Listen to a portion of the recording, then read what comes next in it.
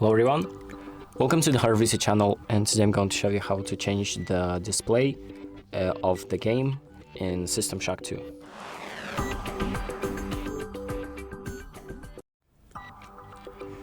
So the first thing that we're going to do is open up the options, then we're going to go to the video tab, select video mode, and then find the display option. So here you can select whatever monitor you want the game to be displayed on.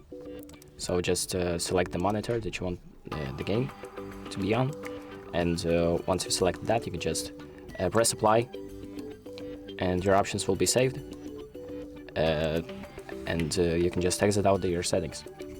So that's about it. Thank you for watching. I hope this video helps you, and make sure to like and subscribe.